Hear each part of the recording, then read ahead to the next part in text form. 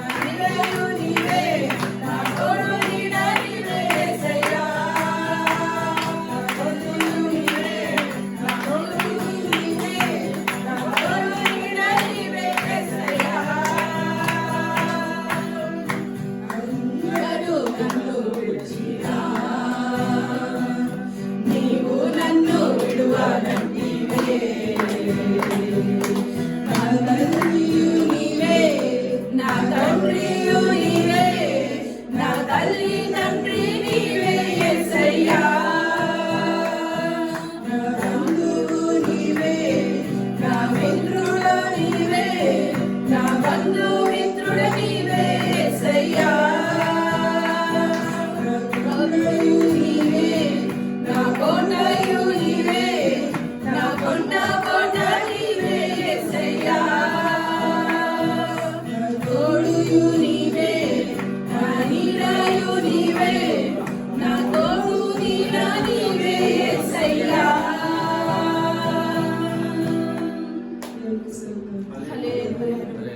ప్రభువైన యేసుక్రీస్తు నామములో మీ అందరికీ కూడా వందనాలండి. మరి న్యూ లైఫ్ మినిస్ట్రీ ద్వారా మరొకసారి మీ అందరికీ వందనాలు తెలియజేసుకుంటూ మరి ఈరోజు దేవుని యొక్క వాగ్దానం ధ్యానం చేసుకుందాం.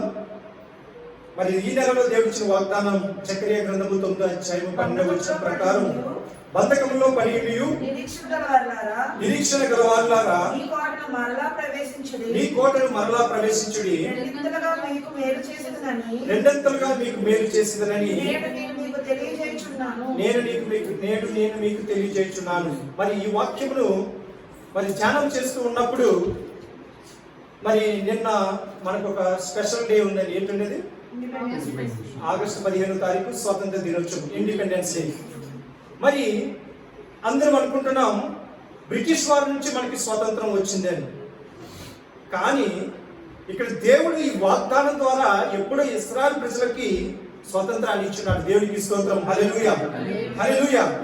మరి ఈ వాగ్దానాన్ని నేను తీసుకున్నప్పుడు ఆగస్టు 15 ఉంది, ఇండిపెండెన్స్ ఉందని నేను అసలు ఊహించడం లేదు. అయితే మరలా గత రాత్రి నేను వాక్యాన్ని ధ్యానం చేస్తున్నప్పుడు మరి మొదటిగా బంధకములో పడి నిరీక్షణ గలవారులారా. మరి బంధకములు అంటే ఏంటి? వారికి ఒక స్వేచ్ఛ అనేది లేదు, విడుదల లేదు. చుట్టూ ఏదో సమస్య, ఏదో ఒక రోగము, ఏదో ఒక బాధ. మరి అటువంటి బాధల్లోంచి కూడా దేవుడిస్తున్న వాగ్దానం ఏంటంటే నా కోటను మరలా ప్రవేశించుడి, నా వైపు తిరగండి, నేను మీకు స్వతంత్రాన్ని ఇస్తాను అని. మరి దీని వాక్యము ప్రకారం మనకి మొదటిగా ఎవరిచ్చారండి స్వతంత్రాన్ని? యేసు ప్రభువు ఇచ్చారు. ఆయన యొక్క రక్తము ద్వారా, ఆయన యొక్క ప్రాణత్యాగము ద్వారా మనకి స్వతంత్రాన్ని ఇచ్చున్నారు. అయితే ఆ స్వతంత్రాన్ని మనము పొందుకోవాలంటే ఏం చేయాలి అనే దాని గురించి వివరణిస్తాను ఈ రోజున. మరి మనమందరము కూడా 2వ కొరింథీయులకు రాసిన పత్రిక 3వ అధ్యాయము 17వ వచనం చదువుకుందాం. 2 Corinthians chapter 3 verse 17. ప్రభువే ఆత్మ, ప్రభువే ఆత్మ, ప్రభు యొక్క ఆత్మ ఎక్కడ ఉన్నదో అక్కడ స్వాతంత్రము ఉండును. చాలండి. వచ్చిన ప్రార్థన చేసుకుందాం. మమ్మల్ని మిక్కిలిగా ప్రేమించిన మా ప్రియ పరలోకపు తండ్రి, మరి ఈ ఆదివారం నాడు వీస్తున్న వాగ్దానము నీ ఆత్మే నాయన తండ్రి మాకు కావాలి. నీ పరిశుద్ధాత్మే మాకు ఉన్నప్పుడు మేము స్వతంత్రులుగా ఈ లోకంలో ఉంటాము తండ్రి ప్రభా. మరి మా అందరికీ కూడా నీ పరిశుద్ధ సహవాసం మాకు దయచేయమని కోరుకుంటూ మరి ఇక్కడ వాక్యం వివరిస్తుండగా నీ ఆత్మ, నీ పరలోక జ్ఞానం మాకు దయచేసి నాయన విన్న వారికి అర్థమయ్యే విధంగా వారికి జ్ఞానం దయచేయండి. వారి హృదయాల్లో వాక్యం ఫలింపచేయమని, అలాగే నాకు నీ పరిశుద్ధ సహవాసం దయచేసి నాయన ప్రతి ఒక్క మాట నీ మాట అయ్యే విధంగా ముందుకు నడిపించమని కోరుకుంటూ యేసు నామమున నీ ప్రార్థనను వేడి పొందుకుంటున్నాం తండ్రి, ఆమేన్. మన ప్రియమైన సహోదరులారా, మరొకసారి చదువుకుందాం. 2వ కొరింథీయులకు రాసిన పత్రిక 3వ అధ్యాయము 17వ వచనం. ప్రభువే ఆత్మ, ప్రభువే ఆత్మ, ప్రభు యొక్క ఆత్మ ఎక్కడ నుండును, ప్రభు యొక్క ఆత్మ ఎక్కడ ఉండును అక్కడ స్వతంత్రం ఉండును, అక్కడ స్వతంత్రం ఉండును. సో ఈ రోజున యేసు ప్రభు వారు మన మధ్యలో ఉన్నారండి. ఏ విధంగా ఉన్నారు? ఆత్మ రూపంలో ఉన్నారు. మరి ఆయన ఆత్మ ఎక్కడ ఉంటుందో అక్కడ మనకి ఏమొస్తుందండి? స్వతంత్రం అనేది మనకు వస్తుంది. మనమందరము కూడా పాత నిబంధన గ్రంథం చూసినట్లయితే ఆ పరలోకపు తండ్రి యెహోవా తండ్రి ఈ భూమిని సృష్టించిన తర్వాత ఆదాముని అవ్వని చేసినప్పుడు వారికి చాలా స్వాతంత్రం ఇచ్చారు, చాలా ఫ్రీడమ్ ఇచ్చారు. అయితే ఒక కండిషన్ పెట్టారు. ఏంటి? జ్ఞానమునిచ్చు మంచి చెడుని తెలియజేసే ఆ ఒక్క ఫలమును మాత్రమే మీరు తినవద్దు, మిగతావన్నీ కూడా మీరు తినండి మనం ఆ వాళ్ళందరికీ కూడా స్వేచ్ఛనిచ్చారు. అయితే మనుషులు వారిద్దరు కూడా ఆ స్వేచ్ఛానుసారంగా జీవిస్తున్నారు. అయితే వారి మధ్యలో ఎవరు ఇచ్చారండి? సాతాను ఇచ్చారు. మరి యేసు ప్రభు వారు మనకి ఆత్మస్వరూపమే మన మధ్యలో ఉన్నప్పుడు మనకి స్వాతంత్రం ఉంది.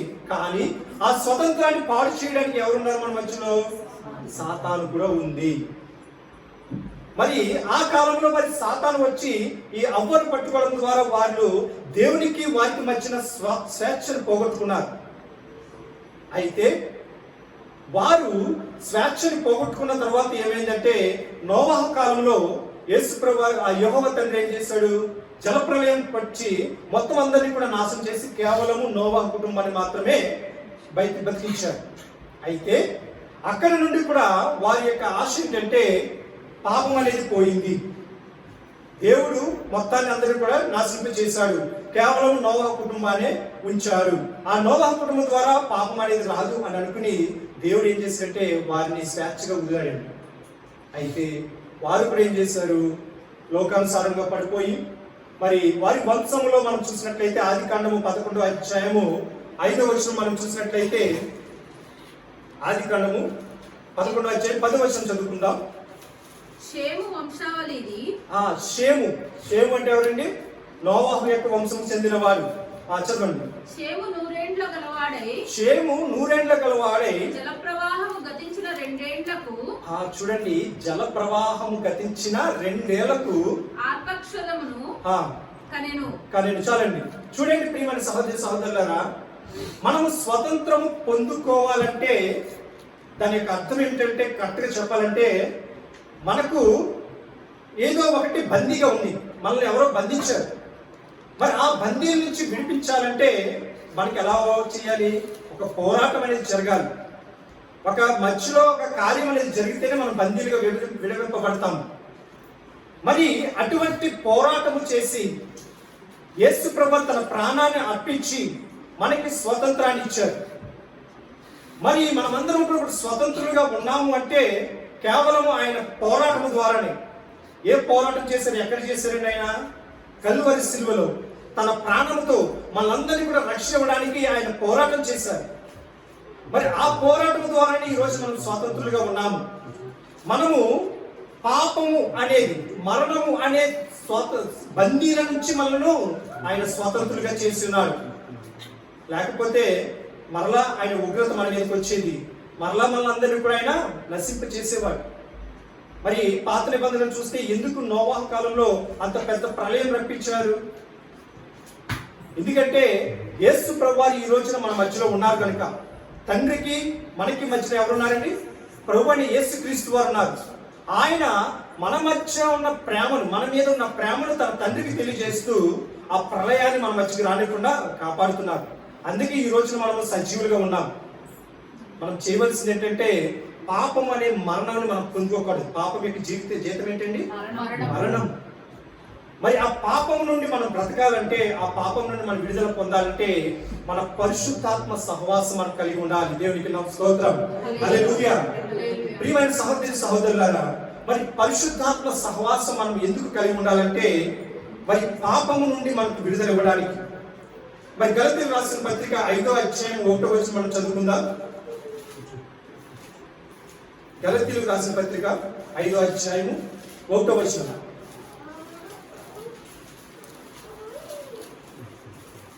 ఈ స్వాతంత్రమును అనుగ్రహించి క్రీస్తు మనలను స్వాతంత్రులుగాను చేసి ఉన్నారు. కాబట్టి మీరు చూడండి, అది చాలా ముఖ్యమైనది. మనకి స్వాతంత్రం ఉంది, మనకి ఫ్రీడమ్ ఉంది. కానీ దానిని కాపాడుకోవాలంటే మనం ఎలా ఉండాలంటే స్థిరముగాను నిలచి మరలా దాస్యము అనే కాడి క్రిందకు చిక్కకొనకుడి. అంటే మనం స్థిరముగా ఉండాలంటే మనం ఎలా ఉండాలండి? పాపమునకు దూరముగా ఉండాలి. నువ్వు మరలా పాపము చేస్తే ఈసారి యేసు ప్రభువు మన కొరకు ఆయనకి ఎందుకు వచ్చి సిలువలో మరణించలేను. ఆయన ఏం చేస్తారో తెలుసా? ఎవరైతే పరిశుద్ధులుగా ఉంటారో వారిని మాత్రమే ఆయన తీసుకువెళ్తాడు. ఎవరైతే పాపంలో ఉన్నామో వారిని అందరినీ కూడా లోకంలో విడిచిపెడతారు. వారికి మరలా తీర్పు ఉంటుంది. కనుక మనం ఆయనతో పాటు వెళ్ళాలంటే మనము స్థిరముగా ఈ లోకంలో జీవించాలి. స్థిరత్వం అనేది మనలో ఉండాలి. మనము దేవునిలో కదలని వారుగా మనం ఉండాలి. కనుక ప్రియమైన సహోదరి సహోదరులారా, దేవుడు ఏ వాక్యము మనకు చెప్తున్నారు? ఏ విషయాల్లో మనం స్థిరంగా ఉండాలి అనే దాని గురించి ఆలోచించినట్లయితే, మరి నీకు నాకు స్వాతంత్రం ఇవ్వడానికి ప్రభువైన యేసుక్రీస్తు వారు చెప్పిన మాట ఏంటంటే, ఒకటి మాట అండి, నా వాక్యమే సత్యము. పరిశుద్ధ బైబిల్ మనం జాగ్రత్తగా చదవాలి. పరిశుద్ధ గ్రంథంలో ఏదైతే నూతన గ్రంథంలో ఉన్నాయో అవిని మాత్రమే మనం జాగ్రత్తగా చదవాలి. మరి పాత నిబంధన గ్రంథంలో కొన్ని నిబంధనలు ఉన్నాయి. అందులో కొన్ని నియమాలు మాత్రమే కొత్త నిబంధనలు తీసుకుని మిగతాయన్నీ కూడా కొట్టివేయబడ్డాయి. మరి గత వారం నా మేలు శిష్యుడు గారు ఒక మాట అడిగారు, మరి పాత నిబంధన గ్రంథంలో చాలా మంది వివాహాలు చేసుకున్నారు, మరి నూతన గ్రంథంలో మరి ఈ ప్రస్తుత కాలంలో వివాహం చేసుకోవచ్చా లేదని. కొత్త నిబంధన కాలంలో చాలా స్పష్టంగా తెలియజేయబడినది, ఒకవేళ నీ భర్త గాని చనిపోయి ఉంటే, నీ భార్య గాని చనిపోయి ఉంటే నువ్వు ఒక వివాహం చేసుకోవచ్చు, లేకపోతే విడాకులిచ్చి వేరే వివాహం అనేది చేసుకోకూడదు. ఒక్కరికే ఒక భార్య ఒక భర్త వారిద్దరు మాత్రమే ఉండాలి అనేది నూతన గ్రంథంలో ఉంది. కనుక పాత నిబంధన గ్రంథంలో కొన్ని నియమాలు కొట్టబడబడ్డాయి. పరిశుద్ధ గ్రంథంకి వచ్చినప్పటికీ, నూతన గ్రంథంకి వచ్చినప్పటికీ యేసు ప్రభు వారు ఆ పాత నిబంధనలో ఉన్నవన్నీ కూడా కొట్టివేసి మనకి ఒక నూతన గ్రంథాన్ని ఇస్తున్నాడు, నూతన ఆజ్ఞను మనకి ఇస్తున్నాడు. మరి ఆ ఆజ్ఞల ప్రకారం మనం జీవించినప్పుడే మనం ఈ లోకంలో స్వేచ్ఛానుస్వరముగా స్వతంత్రులుగా మనం జీవించగలం. మరే అయితే మనందరికీ తెలుసు, మనం అనుకుంటున్నాం అంటే మన చరిత్ర ఏం చెప్తుందంటే, ఈ రోజున మనకి భారతదేశానికి స్వాతంత్రం వచ్చిందంటే మరి గాంధీ గారు కష్టపడ్డారు, మరి అంబేద్కర్ గారు, ఇలాగ నెహ్రూ గారు, వీళ్ళందరూ కూడా కష్టపడ్డారు. వారు ఎన్నో ఉద్యమాలు చేసి మనకి స్వాతంత్రం వచ్చింది. అయితే వారి యొక్క పోరాటం బట్టి ఈ రోజు మనకి స్వాతంత్రం పూర్తిగా ఉందండి? లేదు. వారు కష్టపడ్డారు, ఆ రోజున స్వాతంత్రం వచ్చింది. కానీ ఇప్పుడు మళ్ళా రాజకీయాల ద్వారా, చుట్టూ ఉన్న పరిస్థితుల ద్వారా ఏంటంటే మనం స్వేచ్ఛను కోల్పోతున్నాం. కానీ మన ప్రభువైన యేసుక్రీస్తు వారు ఇచ్చిన స్వేచ్ఛ నీ చేతిలోనూ నా చేతిలోనూ ఉంది. ఆయన మనకందరికీ స్వేచ్ఛను ఇచ్చాడు. అయితే మరి నీవు పాపం చేయకుండా ఉంటేనే మనకి స్వతంత్రం అనేది ఉంటుంది. మనం స్వతంత్రంగా జీవించాలంటే మనము పాపములకు దూరంగా ఉండాలి. మరి నువ్వు తొందరగా మరణించకూడదు అనుకుంటే, ఆయన రాకడ వచ్చే వరకు కూడా నేను జీవించాలి, ఎక్కువ ఆయుష్కాలం నేను పొందుకోవాలనుకుంటే దేవుని యొక్క వాక్యం ద్వారా మనం ఎదగాలి. దేవునికి స్తోత్రం, హల్లెలూయా. ఆయన వాక్యాన్ని చదివిస్తుంది ఏంటంటే, నేనే మార్గమును సత్యమును జీవమునై ఉన్నాను. మరి ఆయన మనకి మార్గము, ఆయన మనకి సత్యము, ఆయన మనకి జీవము. మరి ఆయన ద్వారానే మనము పరలోక రాజ్యానికి చేరగలం. కనుక ఆయన చెప్పిన మాటలను బట్టి మనం ముందుకు సాగాలి తప్ప, మరి ఎవరో పక్కన వాళ్ళు సుఖిస్తున్నారు, ఆనందిస్తున్నారు, ఎంజాయ్ చేస్తున్నారు అనుకుంటే వారి ఆయుష్ ఎంత కాలమో మనకు తెలియదు. మన ఆయుష్కాలం మన చేతిలో ఉంది. అదేంటంటే దేవుని యొక్క వాగ్దానం ద్వారా మనం నడిచినప్పుడు దేవుడు మనకి దీర్ఘాయుష్ను ఇస్తాడు. మరి మనమందరికీ మరణకరమైన రోగం వచ్చినప్పుడు హిజ్కియా ఏం చేశాడండి? ప్రార్థన చేసినప్పుడు దేవుడు ఆయుష్ ఇచ్చాడు. కనుక మన జీవితము, మన స్వాతంత్రము ఎవరి చేతిలో ఉంది? మన చేతిలో ఉంది. ఎప్పుడైతే నీవు వాక్యం ద్వారా జీవిస్తావో, వాక్యమైన మార్గంలో నువ్వు నడుస్తావో, నీకు దేవుడు స్వతంత్రాన్ని ఇస్తాడు. కనుక మన స్వతంత్రాన్ని మనం పొందుకోవాలంటే మరి మత్తయి రాసిన సువార్త 19వ అధ్యాయం 16 నుండి 19 వచనాలు మనం చదువుకున్నట్లయితే, మత్తయి రాసిన సువార్త 19వ అధ్యాయం 16 వచనం. ఇదిగో ఒకడు ఆయన యొద్దకు వచ్చి బోధకుడా నిత్య జీవం అంటే పరలోక రాజ్యం, అంటే పూర్తిగా మరణం చూడకుండా నేను జీవంగా ఉండడానికి ఏం చేయాలి? చదవండి. నేను ఏ మంచి కార్యము చేయవలనని ఆయనను అడిగాను. అందుకు ఆయన, మంచి కార్యమును గురించి నన్ను ఎందుకు అడుగుచున్నావు? మంచివాడు ఒక్కడే. నీవు జీవంలో ప్రవేశించగోరిన యెడల, నీవు సంపూర్ణంగా ఆరోగ్యంగా జీవంగా ఉండాలని కోరుకున్నట్లయితే ఆజ్ఞలను గైకొనమని చెప్పాను. మనం ఏం చేయాలండి? దేవుని యొక్క ఆజ్ఞలు. మరి ఆజ్ఞలు ఎక్కడ ఉన్నాయి? బైబిల్లో ఉన్నాయి. బైబిల్ని వెంబడించినట్లయితే, బైబిల్ మీరు చదువుకున్నట్లయితే మనం అందరికీ కూడా నిత్య జీవం అనేది వస్తుంది. మనకు ఒక స్వేచ్ఛ, ఒక ఫ్రీడమ్ అనేది మనకు వస్తుంది. చదువుదాం కిందకండి. అతడు ఏ ఆజ్ఞలని ఆయనను అడగగా యేసు చూడండి, ఇవి చాలా ముఖ్యమైనవి. మనం ఎప్పుడు కూడా మనం ఆరోగ్యంగా ఉండాలన్నా, మనం ఎక్కువ కాలం బ్రతకాలన్నా, మనం స్వేచ్ఛగా ఈ లోకంలో జీవించాలన్నా మనకు కావాల్సినవి ఏంటో చూద్దాం. నరహత్య చేయవద్దు. నరహత్య చేయవద్దు. ఒక్కసారి నువ్వు ఎప్పుడైనా ఎవరైనా చెప్పావంటే అక్కడితో నీ జీవితము క్లోజ్. నిన్ను ఎక్కడికి తీసుకువెళ్తారు? ఉరి శిక్షకు తీసుకువెళ్తారు. అక్కడితో నీ జీవితం అయిపోతుంది. నరహత్య చేయవద్దు, వ్యభిచరించవద్దు. ఏ స్త్రీని కూడా పరాయి చూపుతో చూడకూడదు, వ్యభిచరించకూడదు. వాక్యం ఏం సెలవిస్తుందంటే ఒక స్త్రీని మోహపు చూపుతో చూసినా సరే అది ఏంటండి? వ్యభిచారం చేసినట్లే. కనుక ఎవరినైనా సరే నీ భార్యను తప్ప వేరొక స్త్రీని ఎవరిని చూసినా సరే నువ్వు ఎలా చూడాలంటే ఒక తల్లిగాను ఒక చెల్లిగాను మాత్రమే చూడాలి. ఆ ఆలోచన నీలో ఉన్నప్పుడు నీలో చెడు ఆలోచన అనేది నీకు రావు. నీవు స్వేచ్ఛగా స్వతంత్రంగా ఈ లోకంలో నువ్వు జీవించగలవు. వ్యభిచరించవద్దు, దొంగతనం చేయకూడదు. పాపము సొమ్ము పాము వంటిది. నువ్వు ఎప్పుడైతే దొంగతనం చేసుకుని నీ ఇంట్లో పెట్టుకుంటావో అది ఎప్పుడు కాటు వేస్తుందో నీకు తెలియదు. కనుక ఏదో దొంగతనంగా ఏదో సులభంగా వచ్చింది, నువ్వు కష్టపడకుండా వచ్చింది, అది నీతో ఉంటుంది అనుకుంటే అది నిన్ను విడిచి క్షణాల్లో పోతుంది. కనుక నీవు స్వేచ్ఛగా నీ లోకంలో జీవించాలంటే నీ కష్టార్జితంతో నీ సొంత ఆలోచన ప్రకారం మంచి మార్గంలో నువ్వు సంపాదించుకున్నదే నీకు స్వాతంత్రాన్ని ఇస్తుంది. తర్వాత అబద్ధ సాక్ష్యం పలకవద్దు. ఇది చాలా ముఖ్యమైనది. అబద్ధ సాక్ష్యం పలకవద్దు అనుకుంటాం. అబద్ధం చెప్తే ఏమవుతుందిలే అని అనుకుంటాం. ఒక అబద్ధం ద్వారా ఎదుటి వారిని రక్షింపబడవచ్చు అనుకుంటాం, కానీ వారి ద్వారా ఇంకొక వ్యక్తి ఎంత నాశనం అవుతున్నాడో మనకు తెలియదు. అబద్ధం అనేది కత్తి మీద సాము వంటిది. ఆ అబద్ధం ఎప్పుడైతే నువ్వు చెప్తావో అదే పరిస్థితి నీ జీవితంలో కూడా ఎదురవుతుంది. ఎప్పుడైతే నువ్వు అబద్ధం ఆడతావో అది నీకు చాలా జీవితాల్లో నష్టాన్ని ఎదురు చూస్తుంది. అనుకుంటాం ఆ క్షణంలో ఇది ముందుకు వెళ్ళిపోయింది, పర్వాలేదు అనుకుంటాం. కానీ నీవు తీర్పు లెక్క చెప్పవలసిన రోజు ఒకటి ఉంటుంది.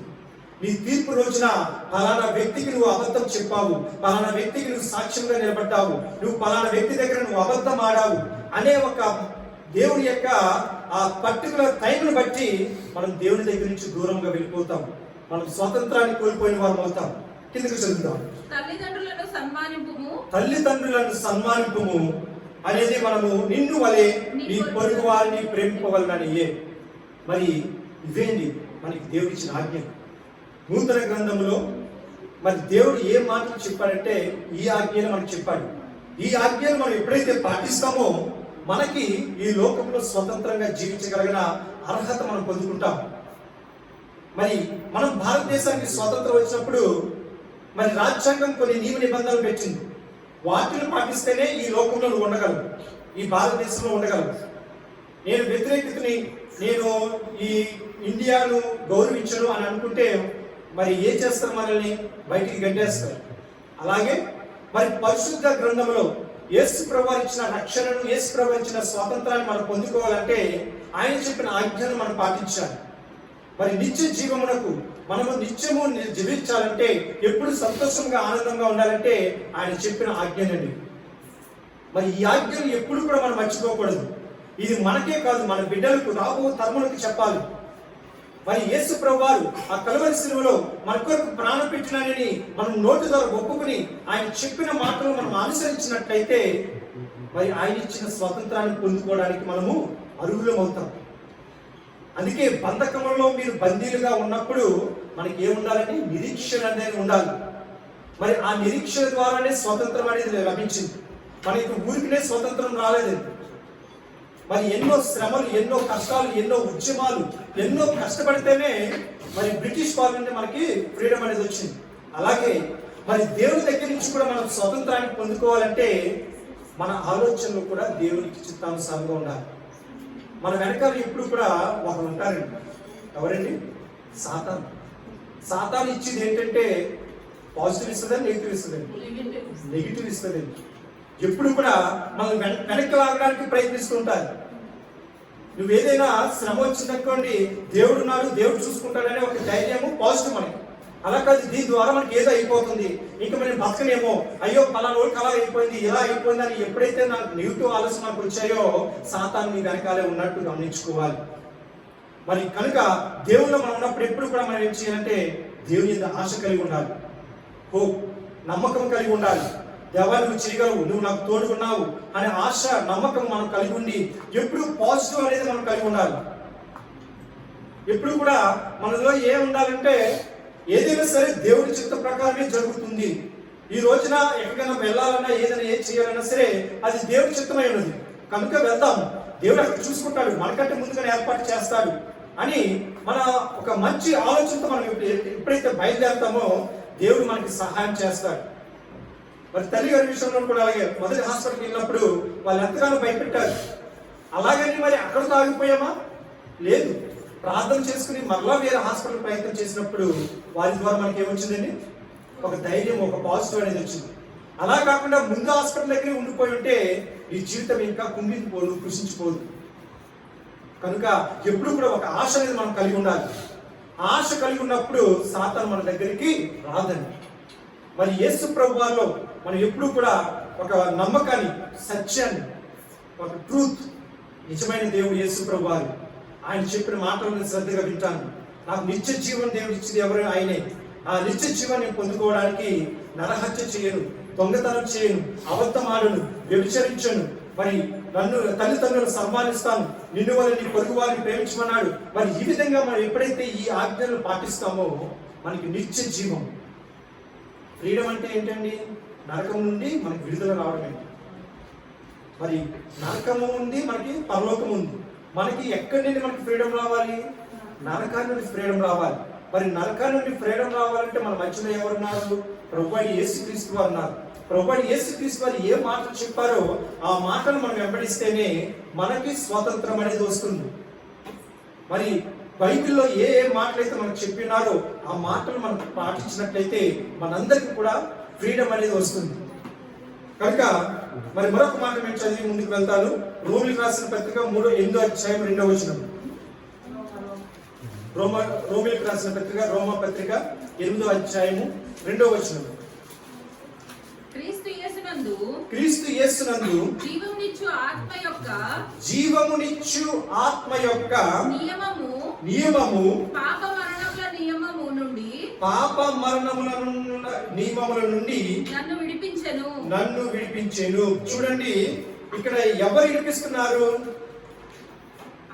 మనం ఏ వాక్యం చదువుకున్నామండి?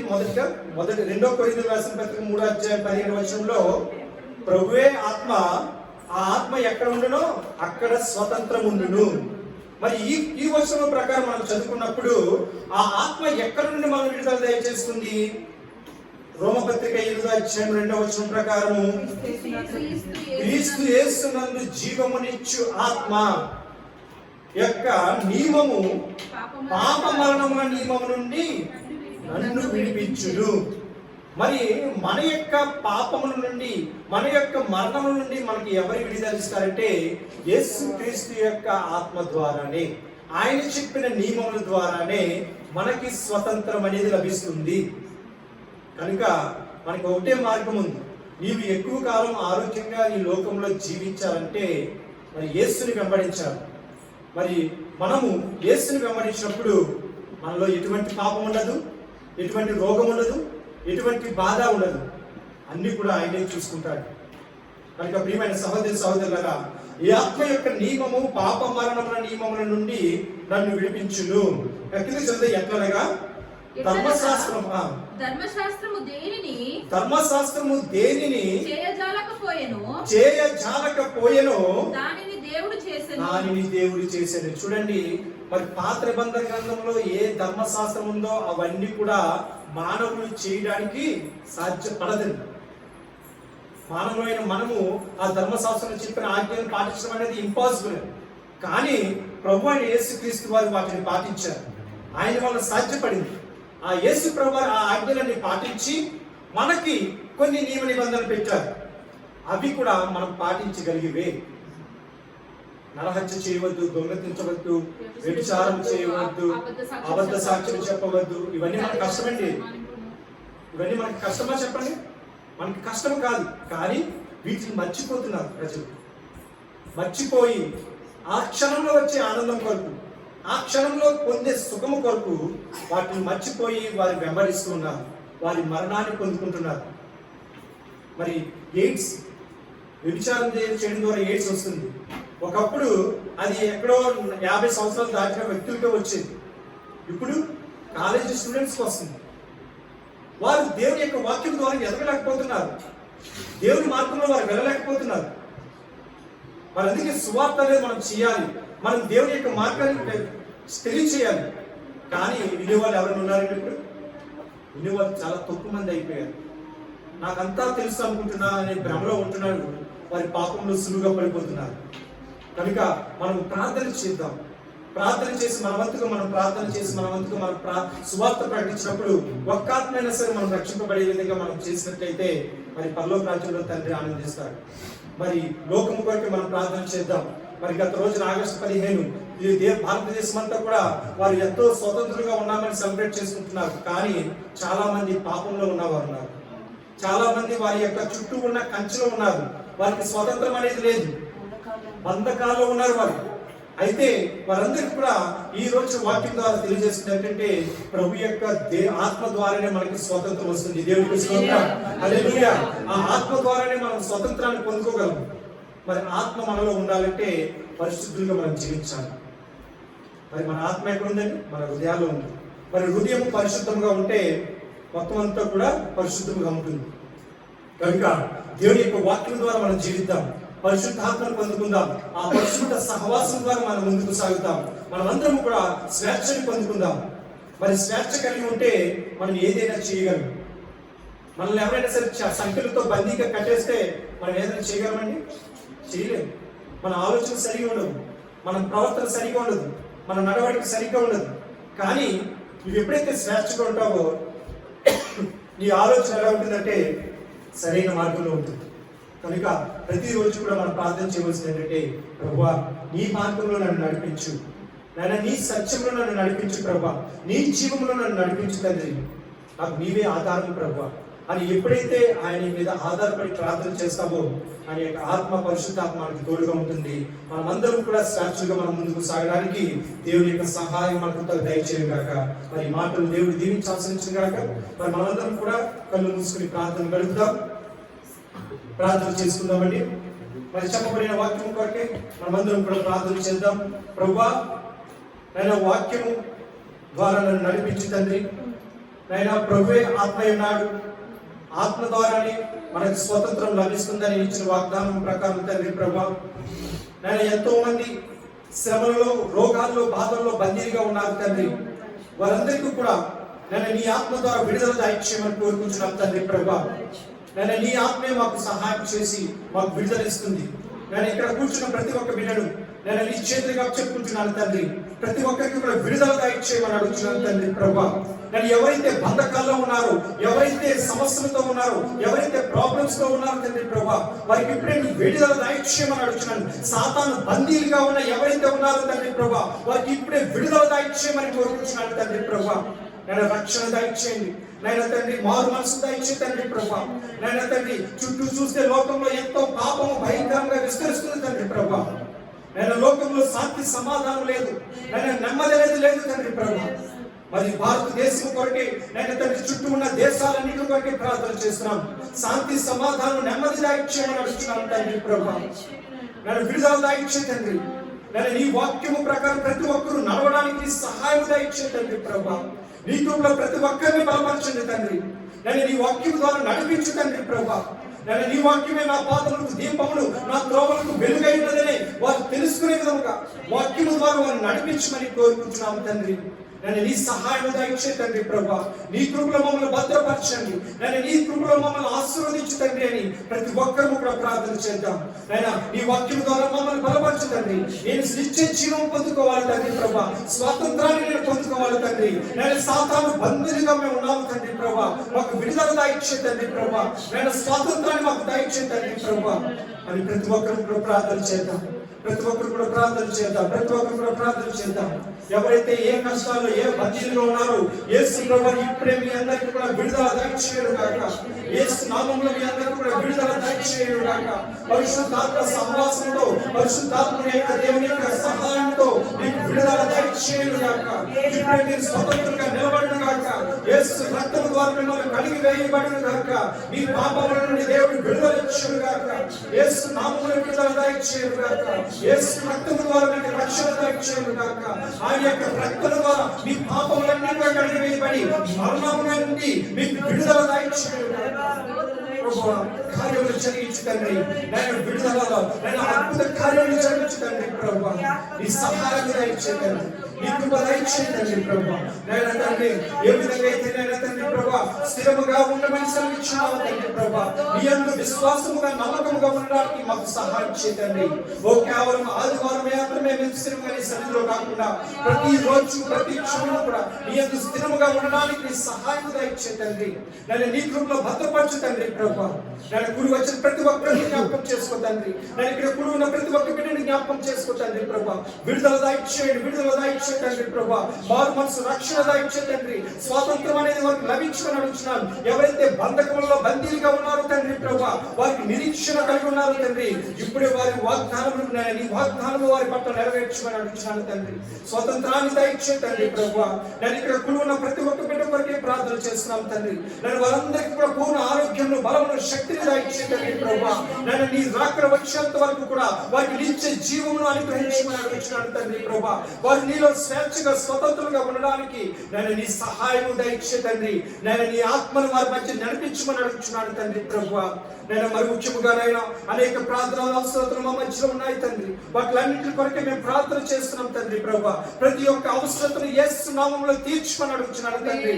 నేను ఎవరైతే నేను నీ యందు నమ్మకంగా ఎదురు చూస్తున్నారో వారికి నువ్వు సహాయం దయచేయమని అడుగుతున్నాను తండ్రి. ప్రభువా, నేను నీ కృపలో భద్రపరచండి. నేను ఎగ్జామ్స్ రాస్తున్న వారికి తోడుకుండండి. నేను గృహాలు కట్టుకుంటున్న వారికి తోడుకుండండి. నేను ఉద్యోగాలు చేస్తున్న వారికి తోడుకుండండి తండ్రి. బిడ్డలు చదువుల్లో మీరు ఉండండి తండ్రి. ప్రభువా, నేను శారీరక బలహీనతతో ఉన్న వారికి నువ్వు సహాయం దయచేయండి.